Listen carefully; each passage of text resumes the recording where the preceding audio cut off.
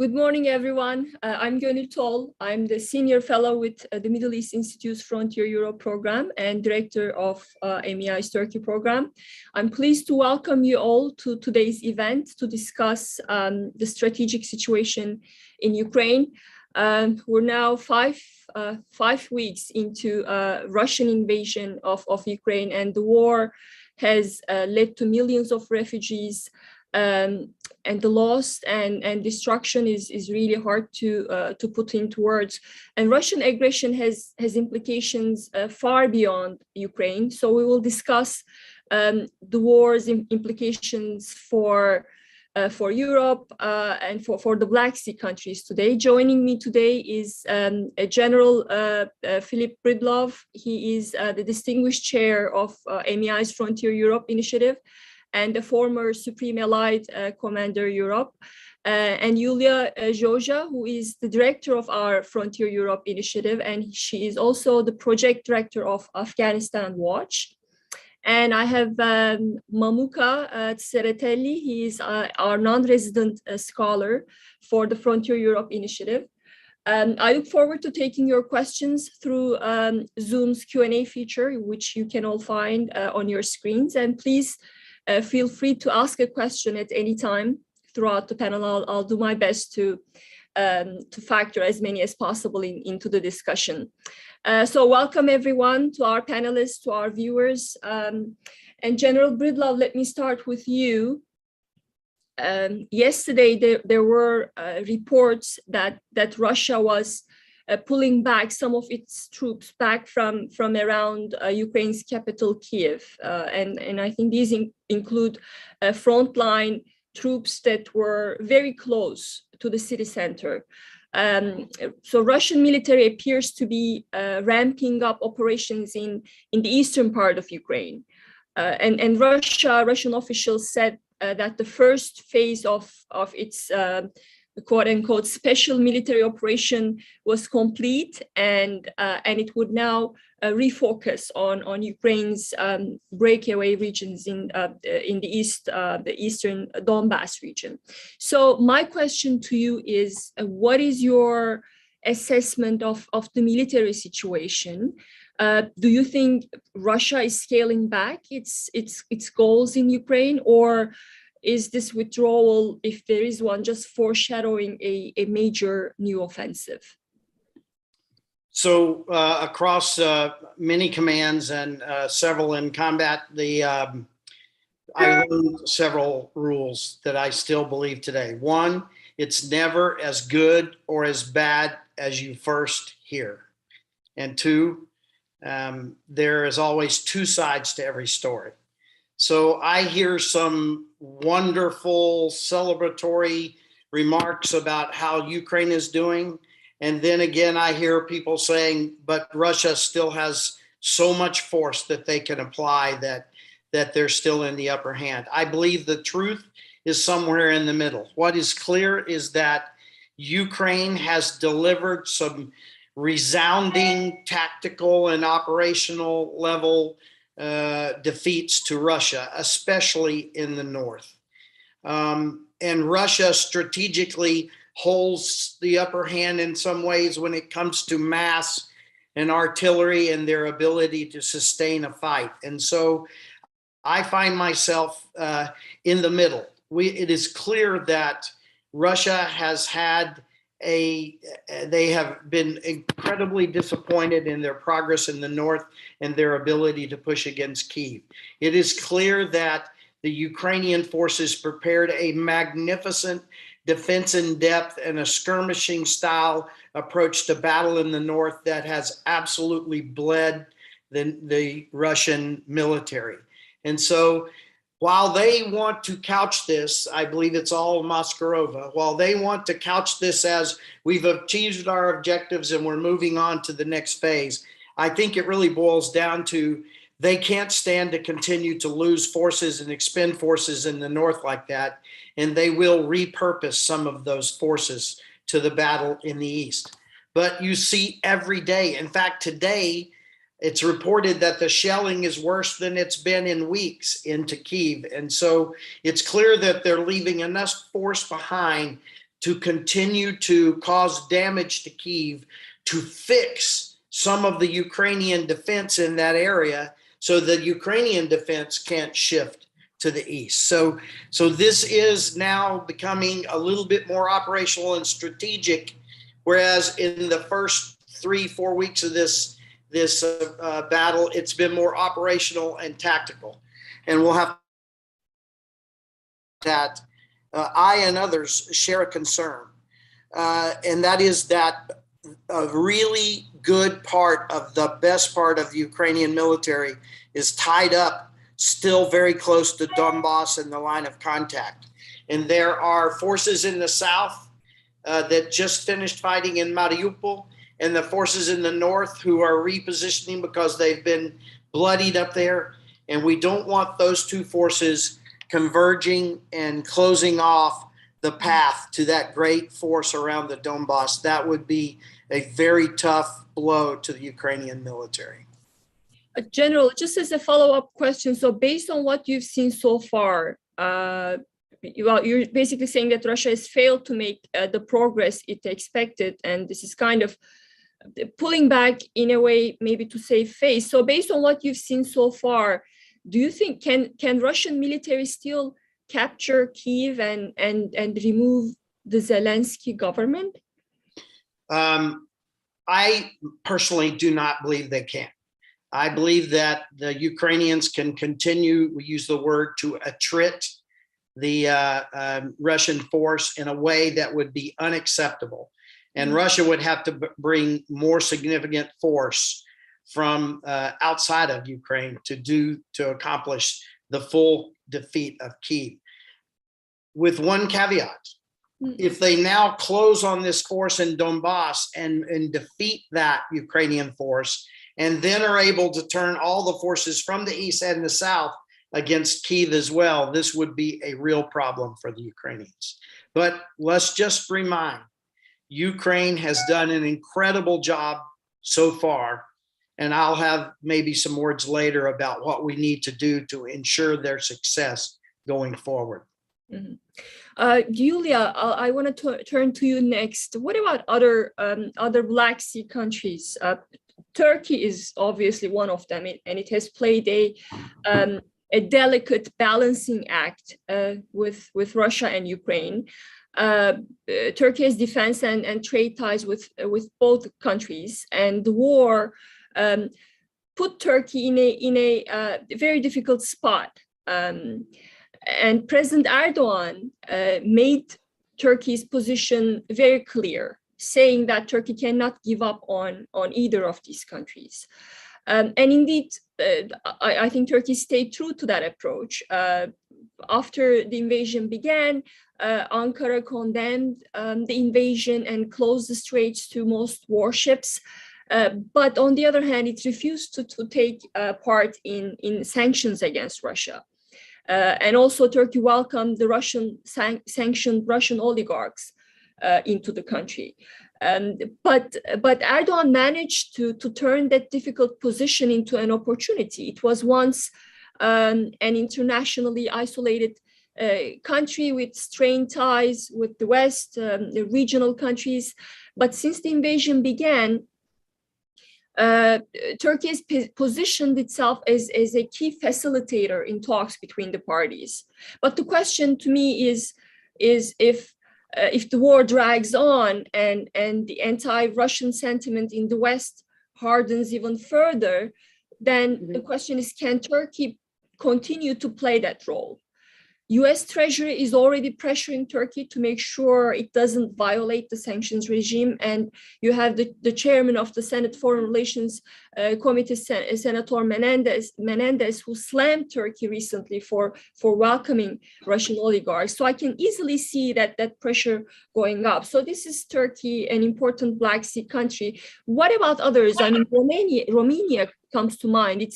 It's on edge. It has the longest border with Ukraine of any member of NATO. The Romanian government so far has sent ammunition, and also Romania has served as a transit point for other countries' military aid to Ukraine. And Russia responded with cyber attacks. So how worried should Romania be, especially if Russia takes Odessa and southwest Ukraine? In this scenario, gosh, you put the hardest part at the end, Gunu. In this scenario, of course, the situation would be far, far worse. And I do not know, at least publicly, the Romanian government is not talking about it. But let me try to kind of frame it in the context of what is going on. I think the last discussion we had about this was just before the war, in a similar setting to today. And of course, a lot has happened. Over the last week, I guess the biggest events happened when it comes to the eastern flank of NATO, in the sense of the NATO Extraordinary Summit last week and the Biden speech in Warsaw. The decisions from the NATO Extraordinary Summit are, let me just start with the positive, fantastic news for the eastern flank. And to start comparing the countries on the eastern flank, not even themselves, the Slovaks, the Bulgarians, the Hungarians, would have thought 3 weeks ago that they would accept NATO battle groups on their ground. Now we have them, and we have an overall of 40,000 NATO troops on NATO's eastern flank, as compared to just a month or a bit longer ago when we had 4,000. So we multiply that by 10. That is important. But these make an important difference to land forces. We have a little bit of air defense extras, but not a lot. And they don't make a difference to Black Sea security overall from a maritime perspective. Romania has been asking for a NATO Black Sea fleet since 2016. We know that 2 other NATO Black Sea countries have vetoed it at the time. And now at the NATO summit last week, this didn't even come up on the NATO agenda. The other day, just to give you an example, the Romanian Navy had to engage in demining activities because of Russian aggression and mining in the Black Sea. We have in the Black Sea, we don't have exact data because they contradict Russian, Western, and Ukrainian data contradict itself, but we have between 20 and 30 Russian ships in the Black Sea. And just the other day, Turkey refused passage into the Black Sea to 2 US ships because of the Montreux Convention. And then, of course, there's the matter of Ukraine on the border to Romania and other NATO countries. A lot of essential initiatives for Ukraine are started on the eastern flank among eastern flank countries and are being stopped by some of the Western countries. We indeed have made unprecedented moves, such as the EU for the first time shipping weapons to Ukraine, creating a military fund for that specifically. But we're only giving them overall, as the West, weapons that are limited in scope and not sufficient to actually make a game-changing move on the battlefield. Zelensky the other day said that what the West is shipping to Ukraine in a week lasts them for about 20 hours. So we're giving them enough, as we've seen over the last 4 or 5 weeks, to bog them down, but Ukraine needs the tools to eliminate Russian military capabilities that are attacking them, the 1,000, almost 300 missiles that are flying from the Black Sea, from Russian territory, from Belarusian territory. And so this is not really changing the name of the game in Ukraine. And if we look at the overall costs for Ukraine, I think it was yesterday that the Ukrainian Ministry of Economy assessed the costs of critical infrastructure destruction by Russian forces already at over 1 trillion. We're not asking for war reparations. So going back to the eastern flank, what we've seen as sort of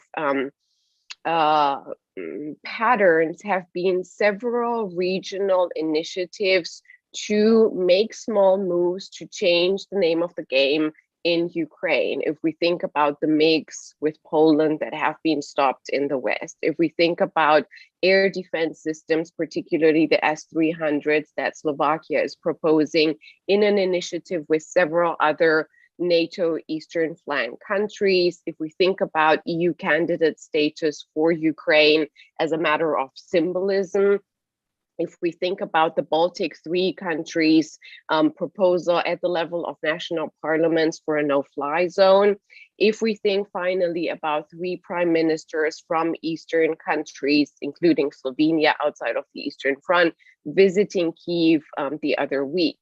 So with these initiatives that we have kind of coalitions of the willing on the Eastern flank, what is revealed are major divisions on the Eastern flank as well. We talked about, I just mentioned 2016, but now if we look at these initiatives, neither Hungary nor Romania signed any of those for very different reasons. Hungary seems to act as a Trojan horse of Russia within the EU and the West.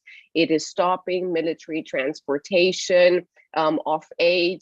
It tried to veto sanctions in the early days. With Romania, it's a bit of a different situation. I feel like I want to trust that the reason for this non-participation is just a different kind of tactic, and that they're slower, but that's what the government is saying, they're doing a lot of things without making them public. So a very different approach to, say, Poland, that has been leading the Eastern flank. We do have, if we look on the ground, 3 US military bases in Romania that make the biggest difference when it comes to both the NATO Eastern flank surveillance and monitoring of what is going on, but also for shipments of weapons and military aid overall to Ukraine. So at this moment, just like it's hard to figure out the details of what is going on with flows into Ukraine and what is going on the Ukrainian ground, it's very hard to draw conclusions on the patterns on the Eastern flank. And I would say Romania plays kind of a role in the middle between, on one side, the northern side of the Eastern flank, Poland, the Baltics, that have been the strongest in voicing support for Ukraine. Bulgaria has been pretty good in catching up too. Romania seems to be somewhere in the middle, but I'm hoping that on the ground, there's a lot of activity and Romania is highly supportive of Ukraine. There's one question from the audience about Moldova. Moldovans, they worry that Russia might come for them next, and part of Moldova is already under Russian control. So how worried should the Moldovans be? I think they should be pretty worried if we think about the fact that, unlike Ukraine, even unlike small Georgia, Moldova does not have an army. So there's been a lot of rumors in the first couple of weeks of war about Transnistria under Russian occupation. But what I'm understanding is that Transnistrian troops overall don't have a very high readiness and training. It wouldn't make a big difference. I think the scenario goes back to the end of your initial question.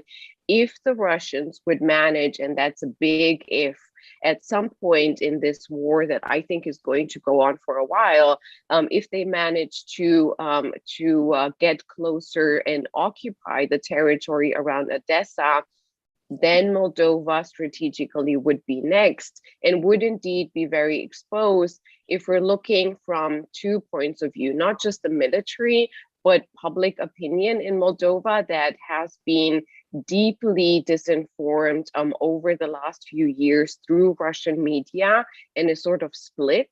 So that's a big problem. And then the other problem is Moldova's president, Maya Sandu, who is even more pro-Western than Zelensky. She's fighting an anti-corruption war. She's leading the country into the West. She's a Harvard alumni. She's very much the face of the West. So this will create, this might create a lot of problems from a political perspective, looking from Vladimir Putin's side, and in terms of military and strategic implications, this would really be catastrophic for Moldova as a country, the poorest country in Europe, but also for Romania and NATO, because it would be another catastrophic move against NATO and Western security in the Black Sea. Mamuka, Yulia talked about Georgia. So I want to ask you next, what about Georgia? Georgia is the Caucasian state that has historically had the worst relations with Russia, right? So do Georgians fear an internationally isolated Russia will militarily threaten Georgia? Definitely, Georgia is probably next target of Russia. If initial plans of Putin were to materialize and Ukraine to be already under Russian control, no doubt that Russia would, whether there would be invasion or some kind of ultimatum to Georgian government to give up some of the aspirations that Georgia had for last decades, definitely that needs to be discussed. But fact is that before Russian invasion to Ukraine, when military forces were concentrated around Ukraine, those forces did not include Russian military from North Caucasus district, southern district of Russian military, so they maintained large number of military in the North Caucasus. They maintained full military presence in occupied territories in Tkhinvali region in Abkhazia, as well as in Armenia. And there was a high degree of preparation, definitely aimed at definitely threatening, if not invading Georgia. So no doubt that Georgia is one of the targets. As we all know, two countries, Ukraine and Georgia, were always in the target list of Russia because of the Bucharest summit and because of the aspirations these countries have in terms of Western integration. So, but if I can broaden this subject a little bit, and first of all, I wanted to mention and somehow echo General Breedlove's as well as other speakers' point that look, for those of us who know Ukraine and Ukrainians well, we definitely knew that Ukrainians will fight, but even I'm personally surprised with the courage, bravery, and also professionalism of Ukrainian army, and we definitely need to pay tribute and appreciate this heroism of Ukrainians fighting and defending their country. I wanted also to mention that obviously there is in this modern world, there's nothing is isolated, and no event of this type of magnitude, can left anybody without somehow being engaged. And geopolitical and economic consequences of this war in the center of Europe will affect everybody, those who are involved and those who are bystanders as of today. So impact will be very difficult for Europe and long-lasting, in my view, and everyone should be ready for it, including economic impact, but also strategic impact, I think. And because of miscalculations of President Putin, most probably Russia will be like wounded monster in many ways after this war, and post-war developments will require very careful strategic management from all the countries, particularly in NATO, to somehow maintain some degree of stability in the Black Sea region.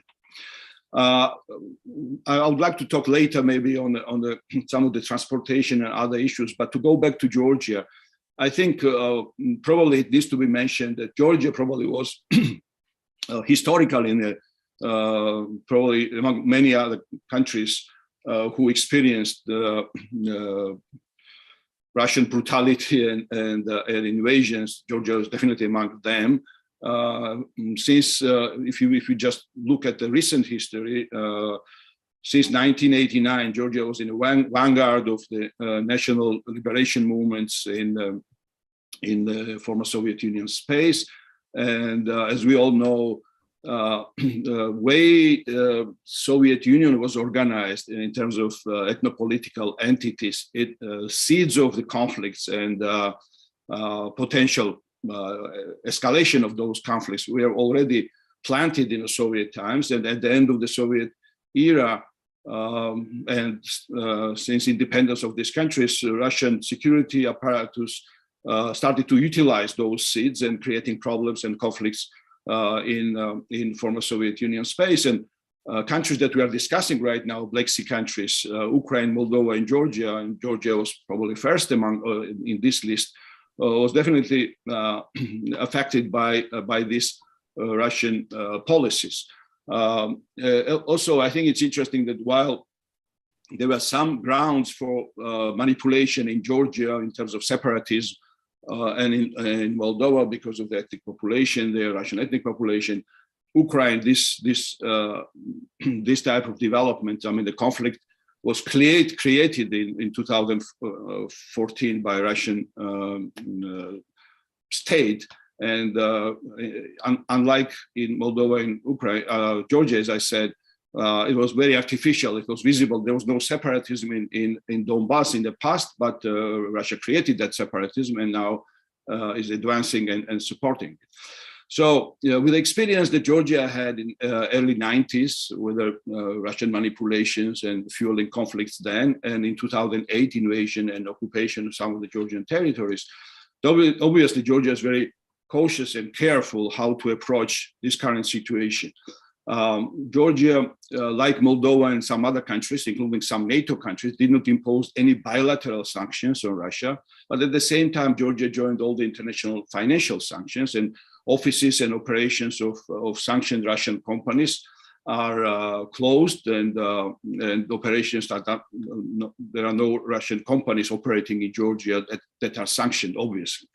There is also interesting trend that some of the companies, international even companies who are based in Russia, but also in Belarus, are moving to some of the neighboring countries, and Georgia is one of the target countries for those companies who are moving to other countries. Russian citizens are moving to Georgia as well, trying to maybe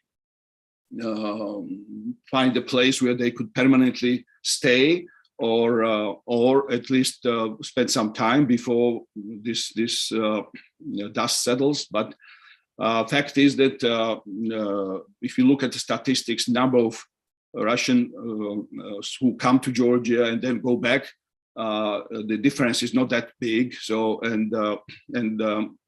some of the Russians are not finding, while some finding welcoming environment, not everybody is finding welcoming environment in Georgia for their permanent maybe residence. So there are obviously some tensions related to that as well, and there is also that impacts somehow the internal Georgian politics as well, that needs no outside probably fueling. There is enough tensions internally as well, but this situation obviously makes the picture even more tense. I wanted to also mention that you mentioned Turkey, Gönül, and Turkish sort of role. Clearly, Turkey will try to place itself in somehow find the ways to benefit from this situation. On one hand, definitely Turkey support militarily Ukraine, but at the same time, economic ties, as you mentioned, are even deepening with Russia. And what I'm hearing from Georgia and Georgia-Turkish borders, that hundreds of trucks actually and cargoes of Turkish origin actually are destined to Russian market are crossing Georgian-Turkish border, which makes this one of the kind of important kind of trade crossings now for cargoes that are destined to Russia, which is kind of interesting development. At the same time, we should also say a few words about how Central Asian and other Caucasus countries are affected with this war in Ukraine. Maybe before we go into South Caucasus, let me. There's a question from the audience about, I guess, Putin's real objectives here, or what is Putin's next step. So Herman Cohen asks, is it accurate to say that Russia has already achieved its objectives? Zelensky said that he would not seek NATO membership and could be a neutral power. So he's asking, why not for Putin declare victory and stop the fighting? So this is a question for all of you. I'll let General to answer first, and then I'll follow up. Mm-hmm. So as much as we are concerned about, worried about, and trying to help Ukraine, I think we can all agree that this is actually bigger than Ukraine. If we examine the two documents that Mr. Putin sent the West and said, sign these or there will be other means. Oh, by the way, now we understood what he means by other means because we didn't sign the documents. But if you look at those two documents, I would paraphrase them as a restructuring of the defense architecture of Europe. And in those documents are much broader demands, and those were his words, that essentially we move weapons out of his near abroad, we move NATO back, and we move the US out of those near abroad areas, and essentially reestablish an architecture. He used the year 97. I still don't think that was a smart year for him to choose, and that's a whole nother conversation. But he said to sort of pre-97 positions, etc. And so he's trying to reset the Warsaw Pact and the Soviet Union. He wants to have sway again, uninterrupted, uncontested sway in his near abroad. And that's his big objective. So Ukraine, again, is a horrible first step in this process, but his goals are bigger than Ukraine even. And that's why I think it's even more important that we get this right now so that we don't have to face Georgia or Moldova or other places next on the way to what he really wants. And if I may follow up on that, those are very important points.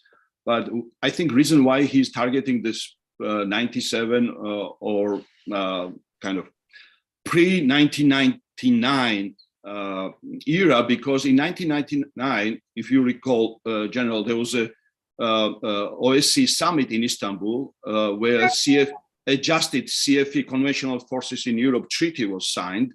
And those treaty requirements for Russia were included removal of military bases from Georgia and Moldova, and some adjustments related to Crimea bases in Sevastopol as well. So he wants to take this conversation pre-1999 era so that he doesn't have those restrictions in terms of arms and military.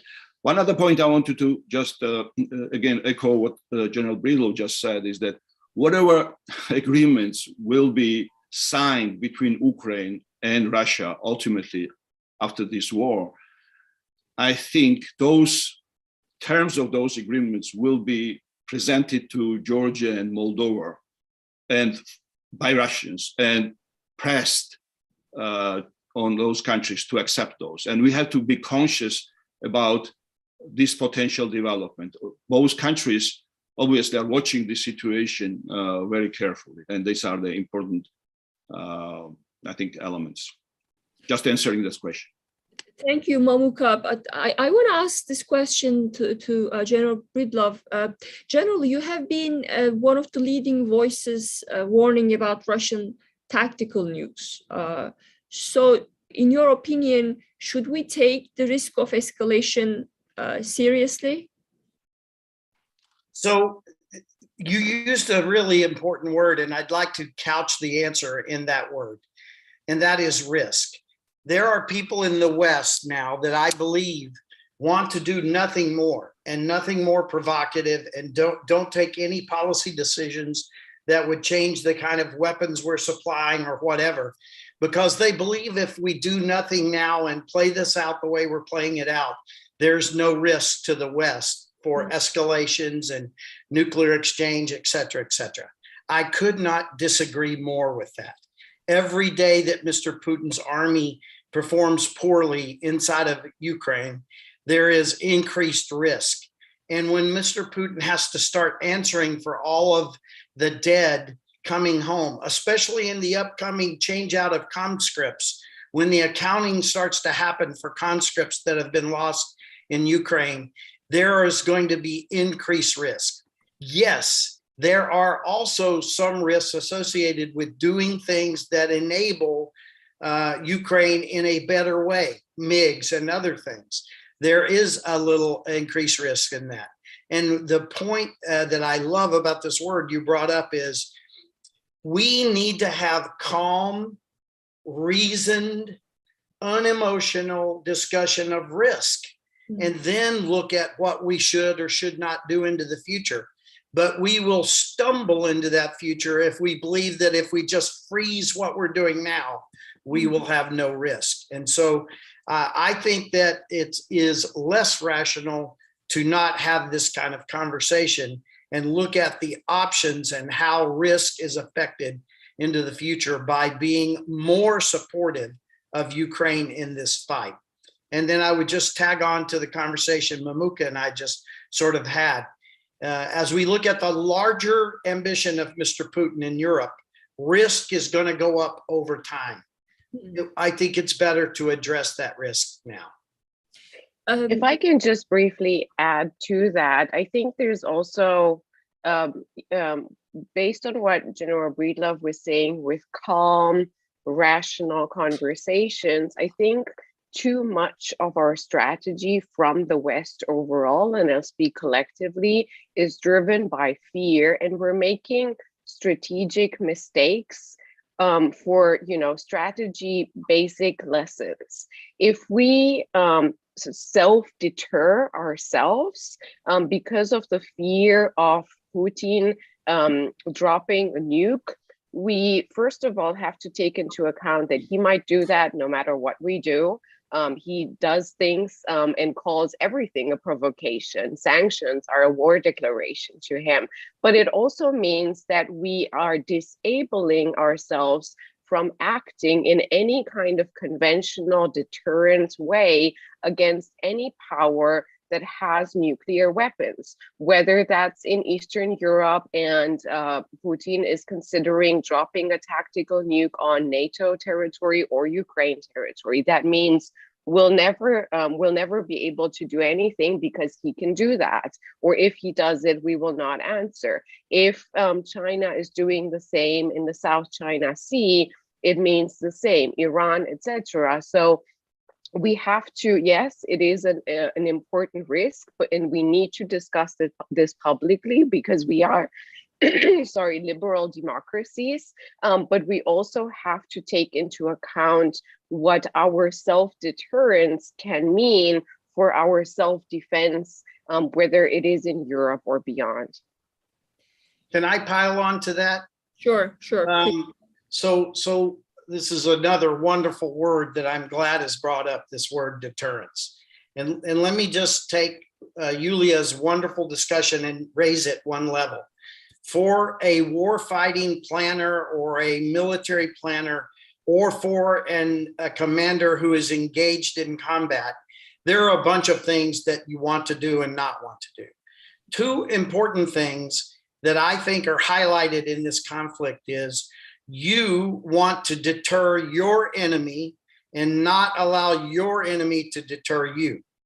And secondarily, you want to seize and hold the initiative and not allow the enemy to have the initiative and drive the fight such that you are reacting to him.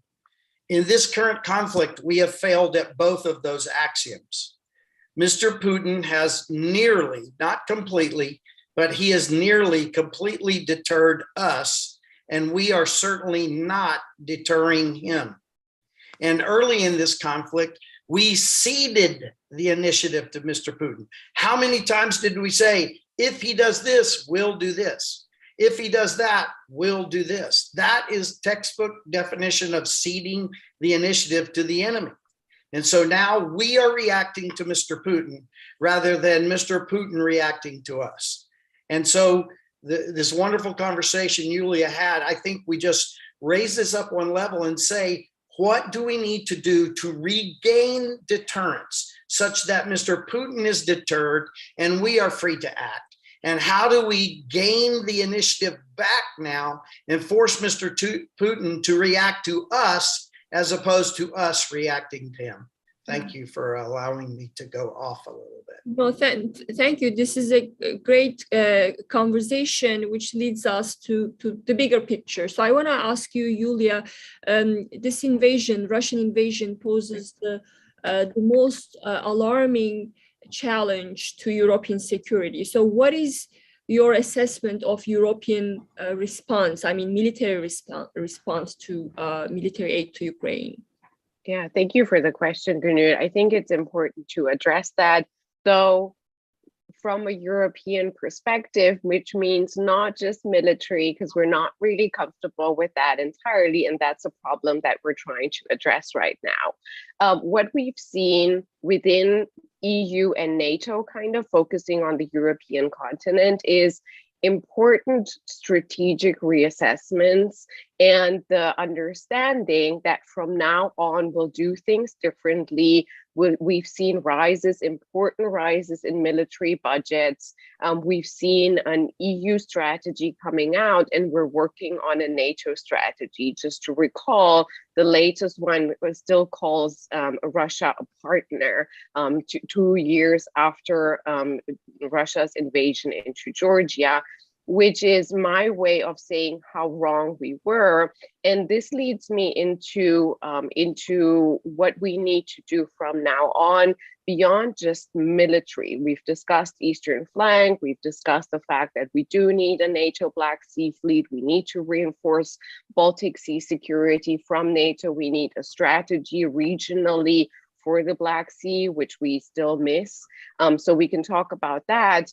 But taking stock of what is happening now, this is revealing how unprepared Europe overall has been and how deep Russian malign influence still is. So we're trying to get rid of that. But what I don't see, and I think is missing, and we need to really start thinking and publicly talking about that, is a proper analytical process of sort of mea culpa for countries that are chiefly responsible and have ignored Eastern European warnings for decades, and the warnings about Europe's dependency on Russian malign influence, whether that's through energy or through economy or through oligarchs and all of that. So that is the step that, in my assessment, needs to happen to actually be able to build on European security, whether that's in NATO or complementary to NATO in the EU. It doesn't really matter, but we need to do this process. And necessary to building a strategy for the European overall security is the fact that Central and Eastern European security concerns need to finally have a prime voice in European security matters. This reminds me of exactly 10 years ago when it would have been time for a new European security strategy. And I was working with my colleagues from Central and Eastern European countries to drive towards a European security strategy that would take into account the voices and the threat perceptions of the new member states, which almost doubled the size of the European Union. And we completely failed to do so because the West was pushing back Western Europe and saying, this is not a security concern, Russia is not. And we've seen that just until the war, when we were in the situation from an energy perspective that the United States was lobbying and making visits to Qatar and other places, trying to drag the European Commission along to be able to get energy security, because the energy crisis had been created by Russia at the beginning of the war with spiking energy prices and all of that. So this is to say basically two things: that to move towards more military European security, we need to have what we used to call a hybrid approach. We need to build in how to eliminate Russian influence, how to make Europe overall less dependent on authoritarian regimes, whether that's Russia or someone else, and then think about how to implement that strategy in military terms, particularly when we're looking at the weakest point of European security, and that is Black Sea security that we're talking about right now. Great. Well, I know I said that we would be talking about the big picture, but before I forget, Mamuka, I think this is important. I want to ask you about the South Caucasus. What are the implications of this invasion for that part of the world, which is a strategically important post-Soviet region where Moscow has traditionally played a key role.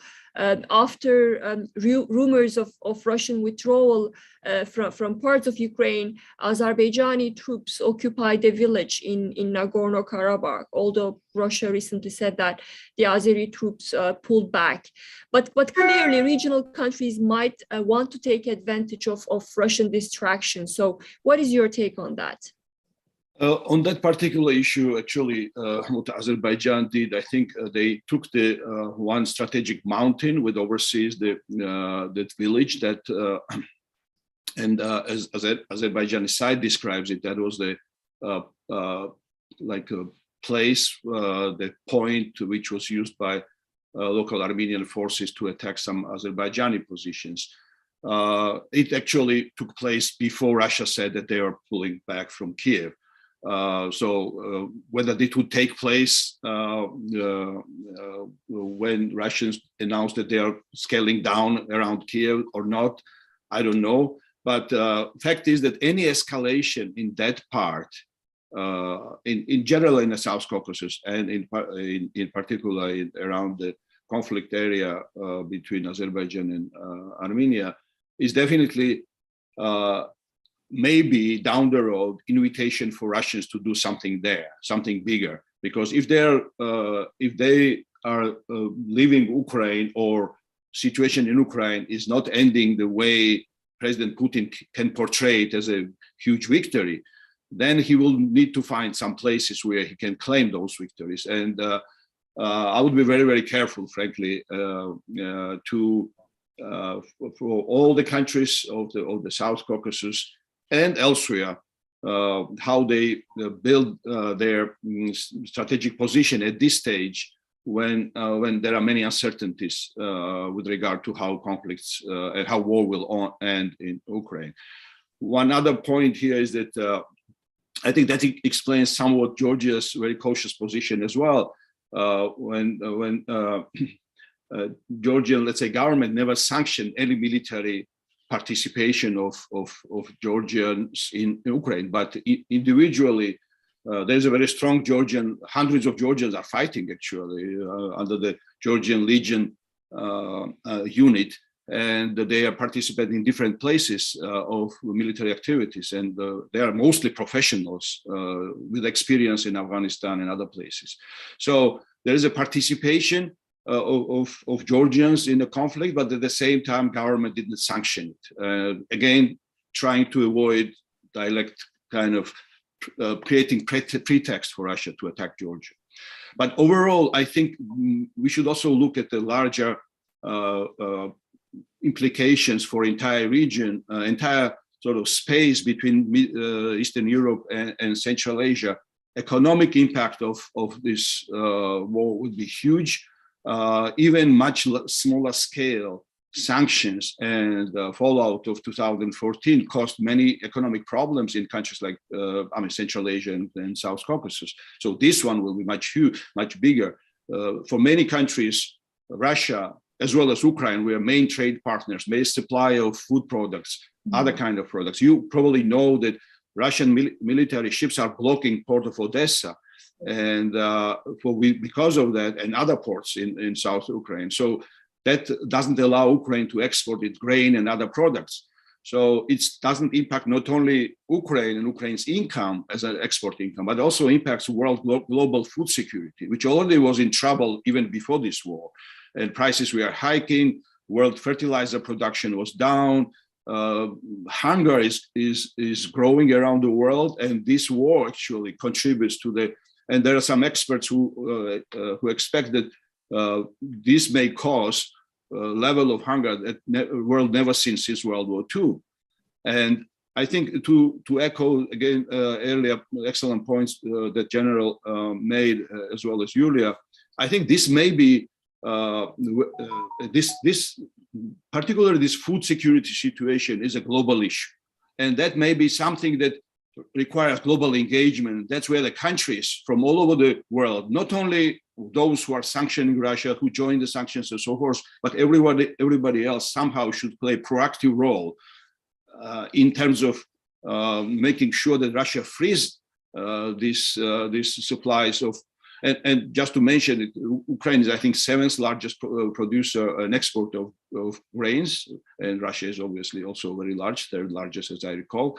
So, and this situation around Odessa and military ships present in the Black Sea, they create obviously problems for the maritime commercial navigation and how far this conflict may go and escalate.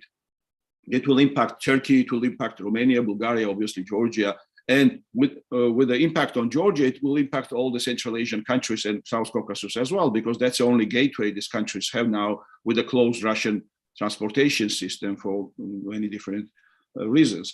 So I think that's important for us to understand that commercial trade and transportation element of impact of this war down the road will play increasing negative role on the economic as well as political performance of this country. So again, using the term of deterrence, how can we utilize, and maybe we should go back to this conversation, that because this is important for us to have this conversation. What are the ways out? We know that that's not an easy question to ask, but that's. Maybe I'll stop here. Just to very briefly add to what Mamuka was saying on Black Sea transportation and the issue of grain. Right now, Ukraine is negotiating with Romania to be able to ship grain from wheat from the Constanța port instead of the Odessa port. That's likely going to happen. But back to Russia reportedly having mined the whole path from Odessa to the Bosphorus, Romania is now finding mines. So how are they supposed to be helping Ukraine? Clearly, we need, back to Mamuka's point, global engagement to be able to create Black Sea security and remove Russian aggression from that, because that is affecting all of the countries, even those who are trying to help with this. I know General has to leave in a few minutes, so let me ask him my final question about the bigger picture. Do you think, General, the US has done enough in terms of helping Ukraine militarily? And also, how likely is the US to send jets to Ukraine? You know, that's been a point of disagreements between US and Poland recently. So let me start with the good and then finish with, rather than calling it the bad, the challenge. The good is that, yes, the US has done a lot to help Europe and primarily NATO through what is going on. And I believe that NATO and the US have done a great job of preparing NATO for any eventualities. As it comes to Ukraine, yes, the United States and yes, NATO have done a lot. But the question is it enough? And I think my answer is no. Ukraine needs to get everything they need to fight this fight.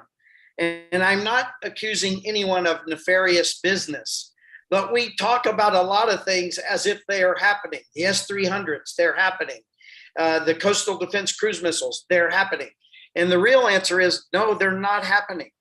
The fact that we're working on it and deals are being worked and so forth, the first S-300 from this conversation has not made it to the battlefield and has not fired at a Russian airplane. That is the measure of merit, not our intent.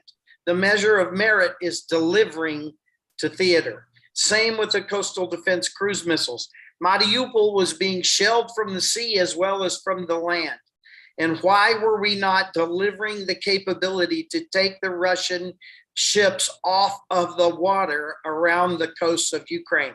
We were talking about this before the war started, before violence started, and we have yet to deliver.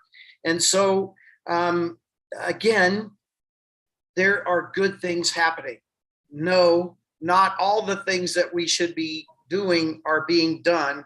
And yes, we need to do even more than that. If we are going to allow Ukraine to fight alone on the battlefield, and that's what the West is doing, if they're going to fight alone on the battlefield, then we need to fully enable them. And we need someone at an extremely high level in our government to take this in the reins and to drive people to conclusion. And conclusion is the equipment on the battlefield firing at Russia, not dialogue about the equipment. Thank you for letting me comment. Thank you so much. And one final question to all of you. What is, in your opinion, how far is Ukraine willing to go in terms of giving, what are some of the concessions that Ukrainians are willing to give to Russia in return for a halt in fighting? A 2-second answer, then I need to leave. Sure. We need to make sure that Ukraine is being allowed to negotiate what Ukraine feels is right. I think the most important thing I'd like to say here is I don't want anybody outside of Ukraine trying to pressure Ukraine into a less than perfect answer in their eyes. Ukraine should be supported in the decisions that Ukraine makes. And we should, in the outside world, should not be using our influence to get them to accept a lesser answer. Thank you to you, my friends. I have to go. What a wonderful conversation. Thank you, General. Thanks for joining us. And please, Yulia and Mamuka, the Ukraine question. Well, the general has left, but I can just add to that from the general's lips to God's ears. I fully support what he said about this. What makes me feel calm about the endless speculations of what Ukraine is willing and not willing to do is the fact that Zelensky holds on to liberal democracy and says, no matter what will be decided, under how much pressure, it will be put forth to a referendum. And I think everybody knows how Ukrainians, the absolute majority, feel. I think it goes back to the fact that those in the West and around the world who are trying to, based on what General Breedlove was saying, who are trying to push Ukraine directly or indirectly into partitioning or things like that, should just not meddle. It is Ukraine's fight, and we need to support them. And then finally, as the last point on this, back to what General Breedlove was saying, we need to give them, until it comes to an agreement, which I think is a long way from here, we need to give them the tools to be able to put these demands on the table. And what they are legitimately fighting for, and what is in the West's short and medium and long-term interest, is for them to recover territorial integrity from before 2014. That's the only legitimate thing that they want. Not even Mr. Putin is asking whether they are offensive and are trying to move on Belarus or Poland or Moscow. That's all they want, and this is the legitimate ask, and so we should give them the tools to get there. Thank you. Mamuka, final words. I think this is a decisive moment in many ways for all the countries around Russia, for former Soviet Union space. Some countries didn't have history of sovereignty for maybe many centuries, but some did. But based on the UN Charter and realities of political geographic map of 1991, these countries all became independent states. They have their borders that are recognized by international community and the United Nations and so forth. And these borders need to be recognized by all the countries, including Russia, for somehow we accepted Russia's push for change borders. Unfortunately, we had this case of forceful change of border in 2008, when one country didn't want to accept the reality that part of this territory was detached from the country. There was a first time since World War II, when I'm talking about Kosovo case, when Serbia didn't agree on the change of its border, but international community somehow did this change of border. But I consider this as an unfortunate reality. I think there was a room for negotiations at that point, but since that, we shouldn't allow any change of border without consent of the country that is affected by this process.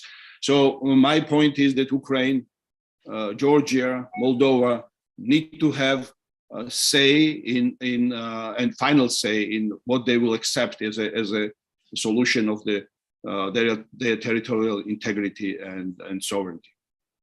Well, great. We have to end it there. And thank you to our panelists. This has been a fascinating discussion. And to those who watched this program today, thanks again and see you next time.